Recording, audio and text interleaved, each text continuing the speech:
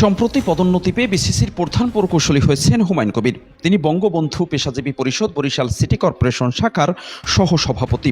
ওই কমিটি অনুমোদনের জন্য সুপারিশ করেছিলেন সাবেক মেয়র ও মহানগর আওয়ামী লীগের সাধারণ সম্পাদক সেরেনিয়াবাদ সাদিক আবদুল্লাহ। কারণ তার খুব ঘনিষ্ঠ লোক হিসেবে পরিচিত ছিলেন এই কর্মকর্তা। সাবেক মেয়রের আশীর্বাদে কোটি কোটি টাকার মালিক বনে গেছেন হুমায়ুন কবির।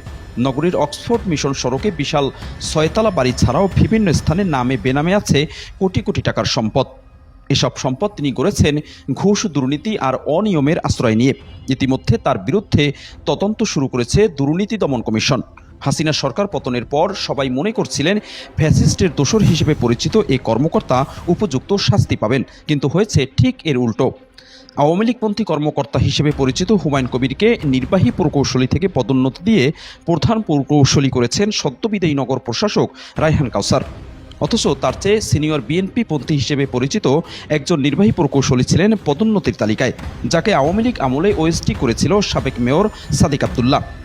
এভাবে শুধু হুমায়ুন কবিরই নয়, বঙ্গবন্ধু পরিষদের নেতারাই নিয়ন্ত্রণ করছেন পুরো নগর ভবন। তাদের অনেকে আবার একাধিক পদেও দায়িত্ব পালন করছেন।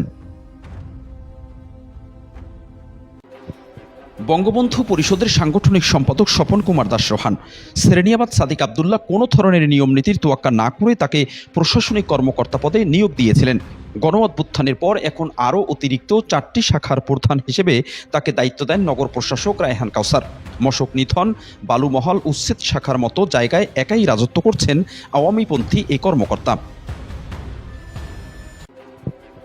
হাটবাজার শাখার তত্ত্বাবধায়ক নুরুল ইসলামকে চিফ অ্যাসেসর পদে অতিরিক্ত দায়িত্ব দেওয়া হয়েছে। নুরুল ইসলামের চাকরি স্থায়ী হয়নি, আর যাদের চাকরি স্থায়ী না তাদের এ পদে দায়িত্ব দেওয়ার কোনো নিয়ম নেই। এ পদে তাদেরকেই পদায়ন করা যাবে যাদের বয়স 40 বছরের মধ্যে। অথচ নুরুল ইসলামের বয়স বর্তমানে 44 বছর। দীর্ঘ বছর ধরে হাটবাজার শাখায় দায়িত্ব পালনের সুবাদে কোটি কোটি টাকার মালিক হয়েছেন। নামে বেনামে নিয়েছেন একাধিক স্টল।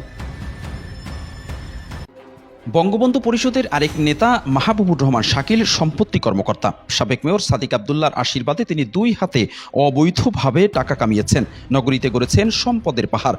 এখনও দাপটের সাথে আছেন তিনি। এসব কর্মকর্তাদের বিরুদ্ধে সম্প্রতি তদন্ত শুরু করেছে দুর্নীতি দমন কমিশন। বিসিসির স্থপতি পদে দায়িত্ব পালন করছেন সাইদুর রহমান নোশান। তাকে গোপালগঞ্জ থেকে এনে চুক্তিভিত্তিক নিয়োগ দিয়েছিলেন শেখ হাসিনার ফুফাতো ভাই সাবেক মেয়র আবুল খায়ের আবদুল্লাহ খোকন সেরেনিয়াবাদ। তার চাকরি স্থায়ী করে গেছেন বিদায়ী প্রশাসক রায়হান কাউসার। 2018 সালের পর মহানগর আওয়ামী লীগের সাধারণ সম্পাদক সাদিক আবদুল্লাহর বাসায় সার্বক্ষণিক বসে থাকতেন উপকর কর্মকর্তা আবু বকর।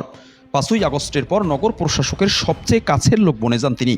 তার বিরুদ্ধেও ইতিমধ্যে তদন্ত শুরু করেছে দুর্নীতি দমন কমিশন।